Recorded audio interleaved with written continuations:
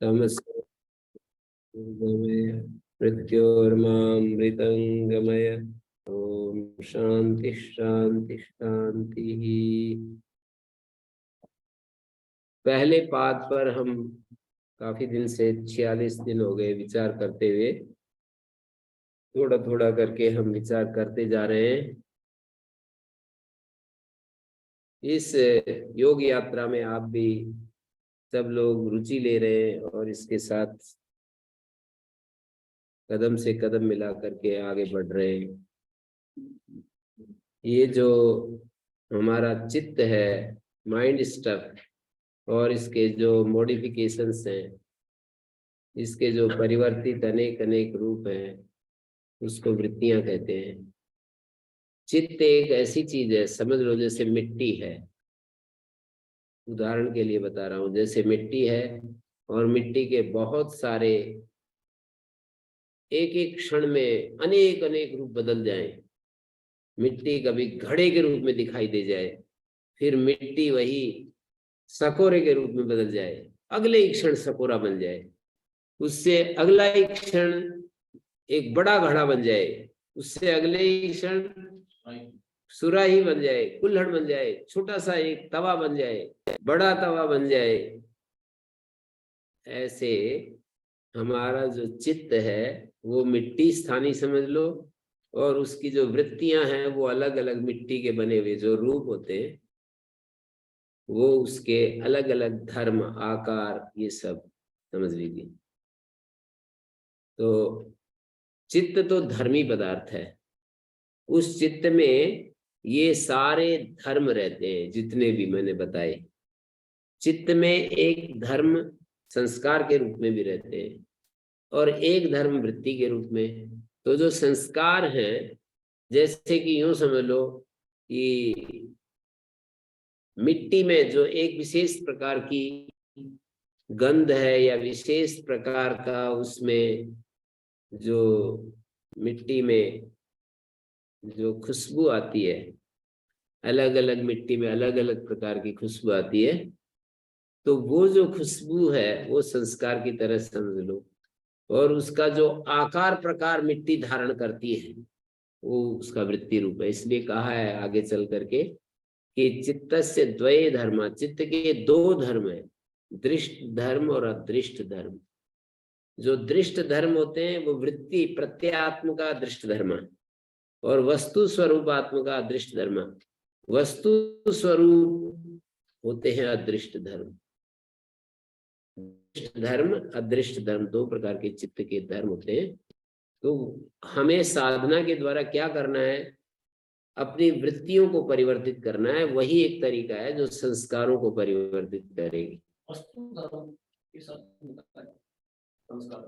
वस्तु का मतलब जो नाश नहीं होता है, संस्कार जो वस्तु स्वरूपात्मक, वस्तु स्वरूपात्मक, और एक है जो दृष्ट धर्म है जो प्रत्यात्मक है। ऐसे लिखा है क्रमान्वतम परिणामान्यत्वे हेतु, जो सूत्र है तीसरे पाद का 14वां सूत्र, 15वां सूत्र है। चित्तस्य द्वये धर्मा परिदृष्टाश्च परिदृष्टाश्च तत्र प्रत्यात्मका परिदृष्टा वस्तुमात्रात्मका परिदृष्टा। तीसरे पाद का 15 नंबर सूत्र में धर्म धर्मी का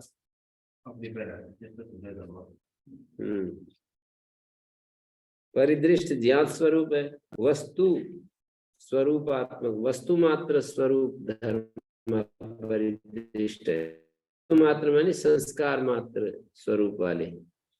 तो ये मैं ये कहना चाह रहा था कि हम चाहते हैं कि हमारे चित्त के संस्कार बदल जाएं। हम ये चाहते हैं कि आलम्बनों के बीच में भी हम सहज बने रहें और हमारा मन आलम्बनों के बीच में भी प्रतिक्रिया ना करे।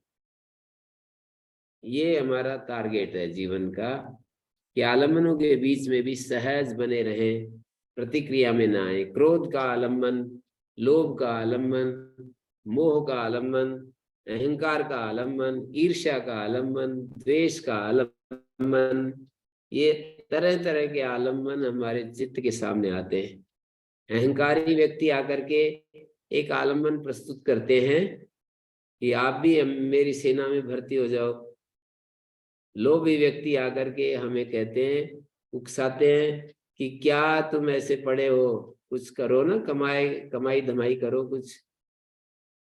और ईर्ष्यालु व्यक्ति आकर के वो जिनकी समाज में प्रतिष्ठा है, आगे बढ़ रहे हैं, उनसे जलने लगते हैं और उनके बहुत ही उनके बारे में अशुभ सोचते हैं।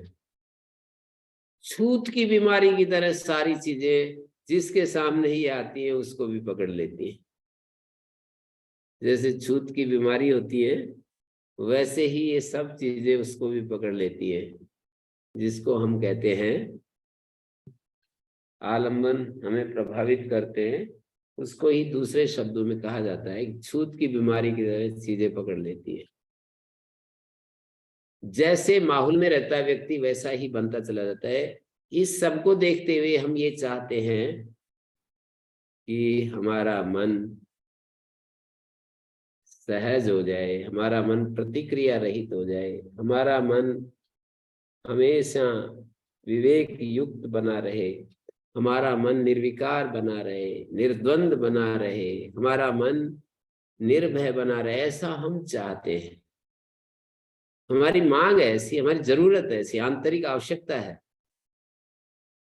पर हमारे बाह्य व्यक्तित्व को जब देखते हैं तो इससे विपरीत पाते हैं। बाह्य व्यक्तित्व में विक्षोभ है, चलायमानता है, संघर्ष है, भय है, स्पर्धा है, दौड़ धूप है, दूसरों को देख करके जलन होती है, ईर्ष्या आती है, द्वेष आता है।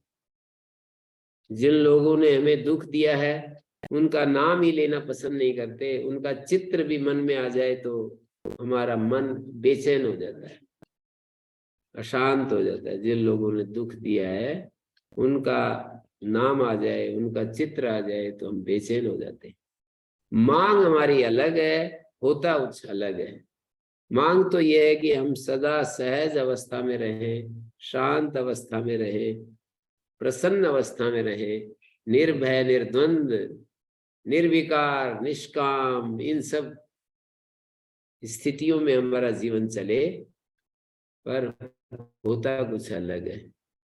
तो हमारी इस मांग को पूर्ण करने के लिए योग शास्त्र मन को समझाने का प्रयास कर रहा है। ये मन क्या है, चित्त क्या है, या अंतःकरण क्या है, चित्त वृत्ति क्या है, चित्त वृत्ति को कैसे साधा जाता है, चित्त वृत्ति को कैसे निरोध किया जाता है, चित्त की भूमियां क्या है, चित्त की भूमियों को पार जाने के लिए क्या उपाय किए जाते हैं, ये सब योग शास्त्र हमें मार्गदर्शन करता है। चित्त की उन वृत्तियों को समझाते हुए हमें साधन भी बताता है और बाधकों को भी बताता है, बाधक तत्वों को भी बताता है कि इस लक्ष्य तक पहुंचने के लिए ये तो तुम्हारे सहायक बनेंगे और ये तुम्हारी बाधाएं होंगी। बाधाओं को हटाने के लिए भी रास्ता बताता है, साधन बताता है, बाधाएं बताता है, बाधाओं को कैसे पार किया जाता है, कैसे हम पार कर सकते हैं ये भी बताता है।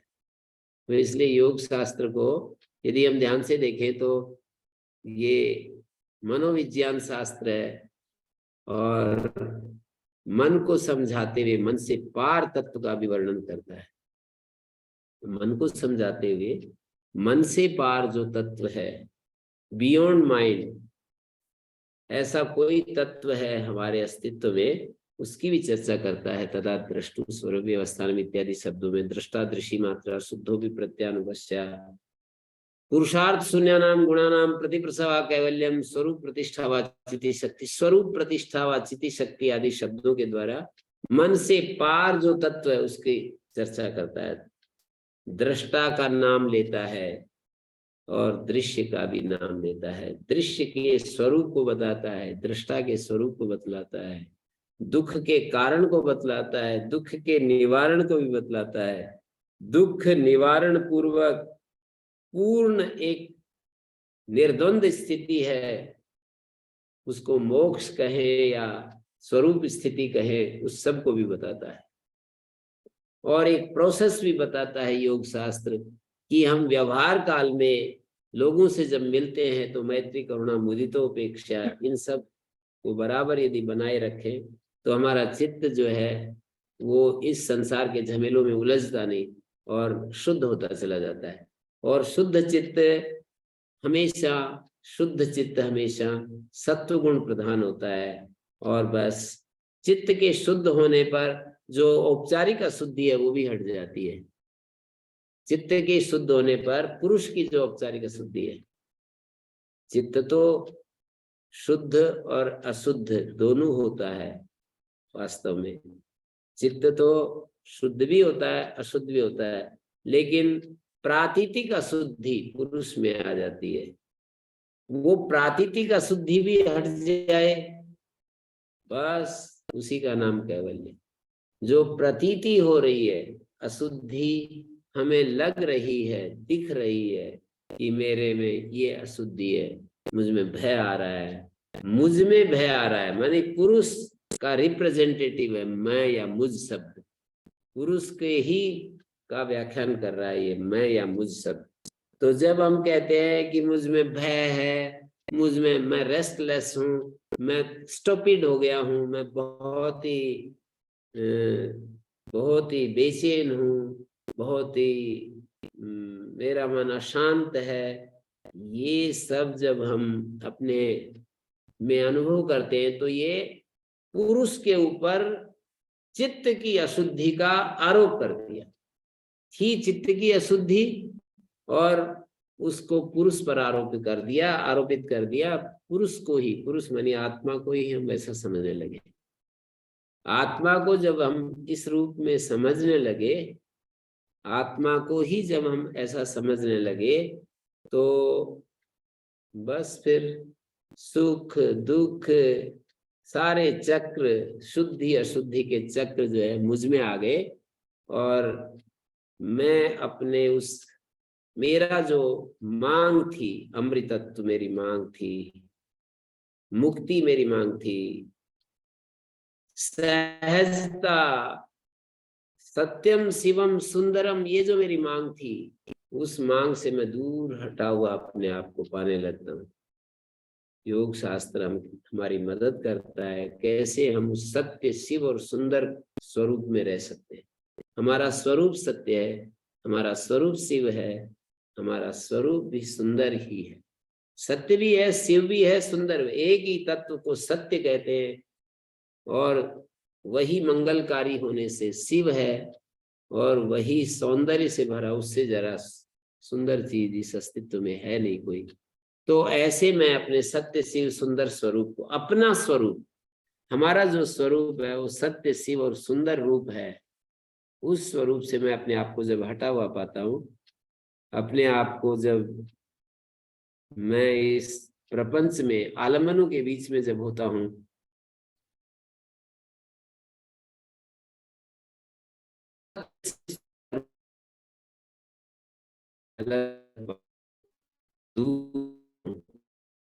साधन कहता है कोई बात नहीं, साधन करोगे साध्य मिलेगा।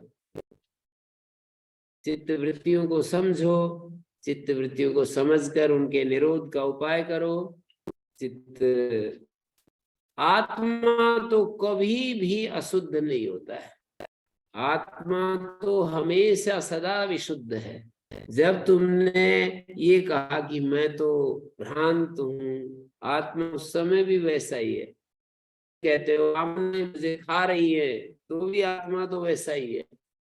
कामनाएं चारों तरफ से मुझे खा रही है, वेदों में ऐसे दृष्टांत देते हैं, चूहा जैसे इसके धागे लगे हुए, जो ये आटा आटा लिपटा जैसे सूत को खाता रहता है, ऐसे उसके पहने पहने दांत होते हैं, वो काटता रहता है, खाता रहता है। चूहे के जो दांत होते हैं बड़े पहने होते हैं, मजबूत भी होते हैं बहुत ज्यादा। तो वो अपने तीक्ष्ण दांतों से जैसे काटता रहता है, ऐसे कामनाएं मेरे को काट रही है, मुझे सता रही है, मुझे बेचैन कर दिया, मुझे बहुत ज्यादा मुझे सता दिया इन कामनाओं ने। जब तुम ऐसा सोचते हो तो भी आत्मा तो वैसा ही रहता है जैसा किसी योगी का होता है। लेकिन लेकिन चित्त की अशुद्धि के कारण से आत्मा की भी स्थिति वैसे ही प्रतीत होती है, वृत्ति सारूप्य वितरत।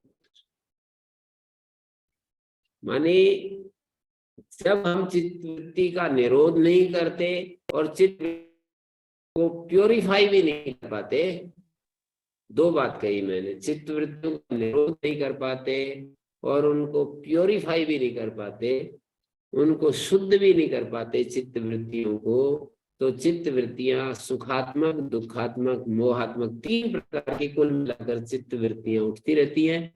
और जैसी जैसी वृत्तियां उठती हैं आत्मा भी उसी तरह का प्रतीत होता है कि पानी भरी हुई बाल्टी में इस तरह की कोई बिल्कुल सीधी डंडी, ये जो डंडी सीधी है, सीधी डंडी यदि पानी में ऐसे डालते हैं तो टेढ़ी दिखाई देती है।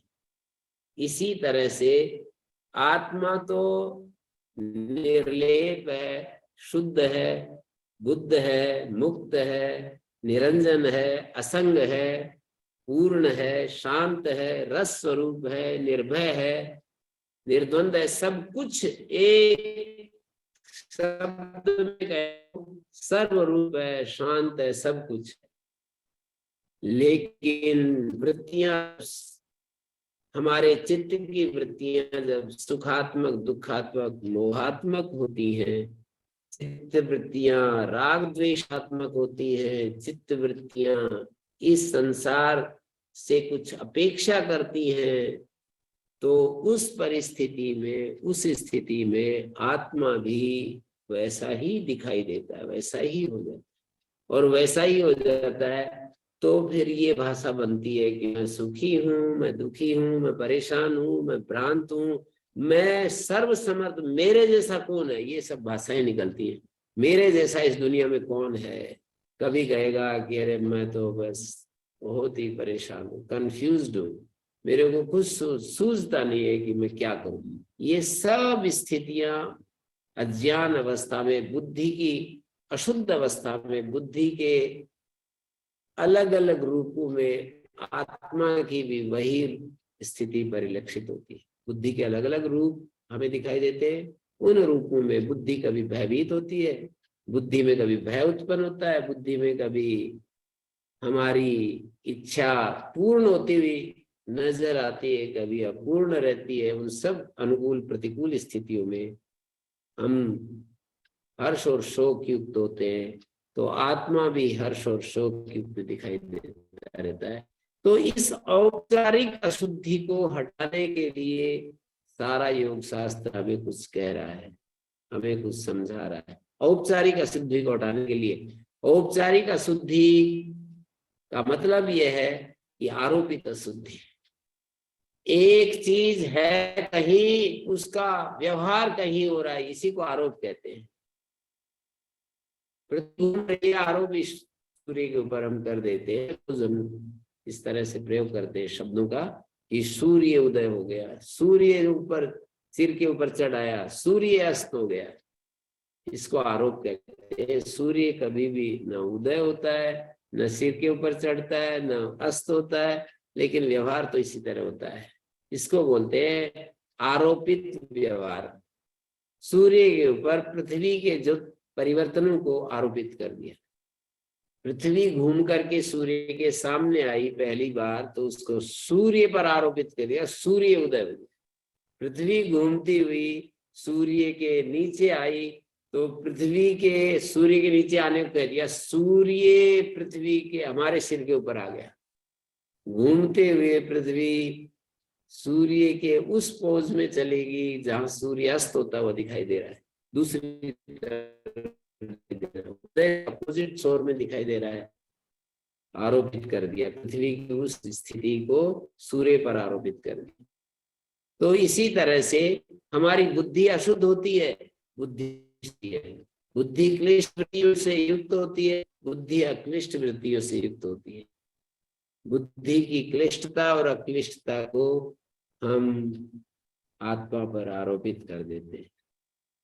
ये कितनी अच्छी चीज है कि हम जन्म से बच्चों को ये ट्रेनिंग दे, उनको ये चीजें समझाएं, धीरे धीरे धीरे धीरे, बात बात में, खेल खेल में उनको ये शरीर से अलग आत्मा की परिचय कराएं और सारी ब्रह्म विद्या आत्म उनके अंदर भी उत्सुकता जागृत करें। जबरदस्ती तो कोई नहीं है, जबरदस्ती सिखाया नहीं सकता।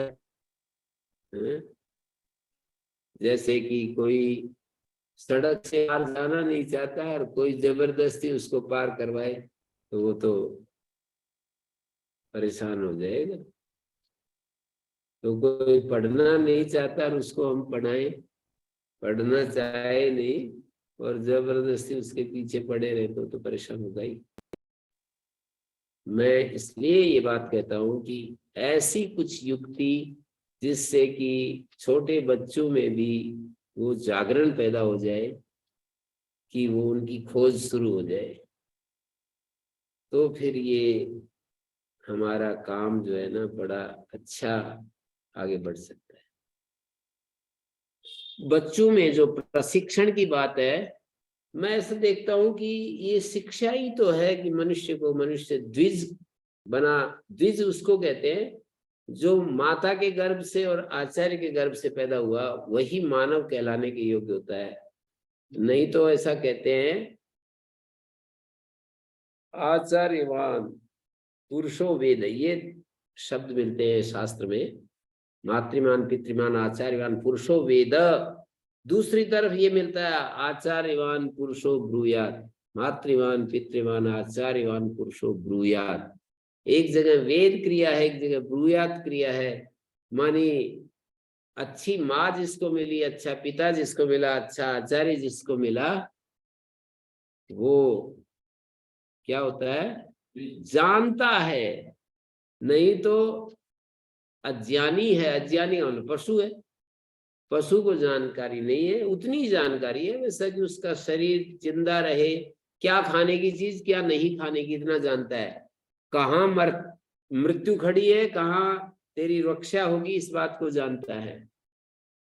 यहाँ खड़े होने से तेरा बचाव होगा, ओला पड़ेंगे तो भाग करके वो भी किसी छाया में खड़ा हो जाता है, उसके जांटी वगैरह पेड़ के नीचे जाकर खड़ा हो जाता है। सर्दियों में जो पशु होते हैं, वन्य पशु, ऐसी जगह खड़े हो जाते हैं जहां उनको सर्दी कम लगती है। इतना ही जानते हैं, संतति पैदा करने की विद्या को जानते हैं, और खाने पीने को जानते हैं, भय को जानते हैं, उनके ऊपर अटैक हो रहा है तो बचना जानते हैं। ये सब नहीं तो फिर इसके अलावा जीवन का लक्ष्य नहीं जानते, जीवन का उद्देश्य नहीं जानते, मनुष्य का मनुष्य के साथ क्या व्यवहार होता है। ये तो शिक्षा ही मनुष्य को ये सब बनाती है। पुमान पुमान सम परिपातु विश्वता, वेदों में शिक्षा हमें मिलती है। अग्नि ना अग्नि समित देते, एक अग्नि दूसरी अग्नि को जला देती है।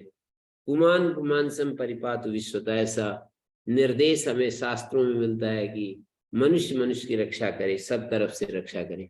मनुष्य मनुष्य की रक्षा, ऐसी भावनाएं पैदा हो कि मनुष्य मनुष्य की रक्षा करे। यदि हमारी ट्रेनिंग ये जो उग्रवाद है और तरह तरह का ये संसार में जो कलह है, सारा शिक्षा के अभाव का ही तो परिणाम है। ट्रेनिंग का अभाव, प्रशिक्षण का अभाव ही के कारण से ये सारा अनर्थ हमारे सामने प्रकट हो रहे हैं कि बच्चे अपने कर्तव्य को भूल गए, माता पिता गुरु आचार्य अपने कर्तव्य को भूल गए। मानिए अध्यापक, डॉक्टर और वकील सब अपने, माने अन्याय को मिटाने के लिए वकीलों के पास लोग पहुंचते हैं, अन्याय को मिटाने के लिए, अन्याय पर विजय पाने के लिए वकीलों के पास जाते हैं। शरीर के रोगों से छुटकारा लेने के लिए डॉक्टर के पास जाते हैं, बुद्धि के अज्ञान को मिटाने के लिए आचार्यों के पास, गुरुजनों के पास पहुंचते हैं। तो ये सब अपने, उनको ऐसा बैकग्राउंड नहीं मिला, वो अध्यापक के मन में भी ये भावना नहीं है कि मुझे इस धरती से अज्ञान को मिटाना है और अज्ञान को समझने की कोशिश करना, अज्ञान कितने कितने रूपों में कार्य कर रहा है उसको जानना, और अज्ञान को कैसे मिटाया जाता है वो सारी विद्या सीखना, और उसके लिए एक वेग उठना कि जैसे मतलब एक एक महापुरुष में वेग होता है ना। पतंजलि योगपीठ के स्वामी जी कि मेरे को सारी दुनिया को स्वस्थ बनाना है, सारी दुनिया को मुझे जल्दी उठाना है, जगाना है, स्वस्थ बनाना है। जैसे एक वेग है ना बहुत तेज, ऐसे ही अध्यापकों में, हर अध्यापक में ये वेग उत्पन्न हो जाए कि मुझे इस धरती से अज्ञान को मिटाना है। माने एक तो सब्जेक्ट पढ़ाना होता है, एक अज्ञान को मिटाना होता है, दो दोहरी ड्यूटी होती है अध्यापक। सब्जेक्ट भी पढ़ाना होता है और अज्ञान को भी मिटाना होता है। फिर डॉक्टर जो होते हैं हमारे देह के लिए वो मिलते हैं, बनते हैं, क्या बोलते हैं, संबल सहारा बनते हैं, मरते हुओं को भी जिंदा कर देते हैं। उनको भी कुछ लेना देना नहीं है, जियो मरो, पैसे पर्याप्त आने चाहिए। मतलब ये मेंटेलिटी उनकी पूरी ट्रेनिंग में ये बातें ही नहीं आती है कि ये अध्यापक आगे चल करके तुम अध्यापक बनोगे तो तुम्हें अध्यापक के क्या कर्तव्य हैं जो पूरे करने चाहिए, आगे चल करके तुम डॉक्टर बनोगे तो क्या, मतलब डॉक्टर का पहला कार्य क्या है वो तुम्हें सीखना चाहिए। लॉयर बनोगे तो लॉयर किसके लिए लॉयर बनते हो, अन्याय को समाप्त करने के लिए तो लॉयर बनते हैं, और लॉयर का क्या काम है, न्याय को जिताना। शिक्षा पद्धति में एक सूत्र का सिखाया जाता है कि पैसा ज्यादा ज्यादा कैसे कमाया जाए, बाकी चीजों को ना तो वो बताता है ना इसमें ना जाता। सामान्य शिक्षा में यही चलता है। तो योग शास्त्र हमको ये संदेश देता है कि अपने मन को समझें, हम मनुष्य बन जाएं और हम संयमी मनुष्य बन जाएं, समझदार मनुष्य बन जाएं, विवेक संपन्न मनुष्य बन जाएं। ये योग शास्त्र का प्रोग्राम है। तो हम यदि समझदार मनुष्य बन जाएं, संयमी मनुष्य बन जाएं, विवेक युक्त मनुष्य बन जाएं, तो हम जहां भी रहेंगे, हम अध्यापक के रूप में रहें या डॉक्टर के रूप में, लॉयर के रूप में या सन्यासी के रूप में। अध्यापक और सन्यासियों की तो एक ही ड्यूटी है, अध्यापक क्लास में पढ़ाते हैं, सन्यासी जो है समाज को पढ़ाते हैं, समाज को मार्ग दिखाते हैं। तो इस तरह से योग शास्त्र जो है मनोविज्ञान शास्त्र है, और मन को ठीक से समझ लिया, मन को ठीक से प्रयोग कर लिया। हमारे स्वामी जी महाराज, नूरगढ़ वाले स्वामी जी कहते थे कि जिसने क्षण को पकड़ लिया वो विद्वान हो गया, जिसने कण को पकड़ लिया वो धनवान हो गया, और जिसने मन को समझ लिया वो भाग्यवान हो गया। तो मन को समझना भाग्यवान बनने की कुंजी है। और योग शास्त्र में मन की अलग अलग स्थितियों का परिचय कराता है, कैसे कैसे।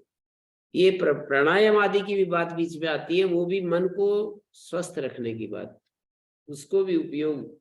आसन की बात आती है, वो भी मन को, शरीर को स्थिर करके मन को स्थिर करने पर, उसका पर्यवसान मन के स्थिर होने में। मानिए आचार का अनुशासन। ओम गुरुजी। हाँ जी गुरुजी, मेरा एक प्रश्न था छोटा सा, लेकिन ये प्रश्न था कि जैसे हम ये योग दर्शन पढ़ रहे हैं, अपने जीवन को उस तरीके से डालने के प्रयास में हैं, लेकिन जी ऐसा नहीं है कि जैसे समाज में कोई ऐसी कुरीति हो रही हो, जो कुछ बुरा हो रहा हो, उसको देख के आँख मूंद के सम रहना बुद्धिमानी है, या फिर कैसे मतलब? क्योंकि कई ऐसी हमारे रूटीन में ऐसी चीजें या कोई ऐसे नहीं, लोगों वो से ये हमारा कहते वास्ता हैं, पड़ जाता योग शास्त्र, अध्यात्म शास्त्र या गीता शास्त्र ये बताते हैं कि भाई समाज में कुछ गड़बड़ हो रही है तो आप आंख बंद करने की जरूरत नहीं है। वो तो एक ही बात है, जैसे घर में आपके बच्चे कुछ कुछ करे, आपकी बच्ची कुछ उछल पुथल करे, तो आप आंख कहाँ बंद करते हैं? आप बिना धैर्य खोए, अनंत धैर्य के साथ अपना कर्तव्य करते हैं। बस जो आपका कर्तव्य है वो करो। जी, जैसे ठीक है। घर में गुरुजी, हमारे बच्चे कुछ उलट पुलट करे तो हम आंख काम मूंदते हैं। समता तो रहनी चाहिए, पर आंख तो बंद नहीं करते। हम उसको धैर्य के गुरुजी साथ, 4 अनंत दिन धैर्य के 4 साथ उसको बार बार यही कहते हैं कि नहीं ऐसे नहीं करते, और वो तो अपने हिसाब से करते चले जाते, नहीं ऐसे नहीं करते, ऐसे नहीं किया करते। कभी हमारा धैर्य भग्न नहीं होता। और कि कब पीछा छूटेगा इससे, ऐसा कभी नहीं सोचते, आनंद लेते। जी, छोटा ठीक। बच्चा जैसे आपके पास, जैसे वो बच्ची है तो आप तो आनंद हाँ, लेती है, उसके साथ खेलती है खूब। वो तो नाक में दम रखती है फिर भी आनंद लेती है। तो ऐसे ही, ऐसे ही समाज की भी बात है। हमको अपना धैर्य, अपना, अब कितना हमारा धैर्य है, कितनी सामर्थ्य है, वो हमें बढ़ानी चाहिए, वो हमारे भीतर बढ़नी चाहिए। उससे फिर हमारी भी परीक्षा होती रहती है कि हम कच्चे हैं, अभी और हमें आवश्यकता है पकने की। ठीक है। जी गुरुजी, धन्यवाद। ओम शांति शांति शांति।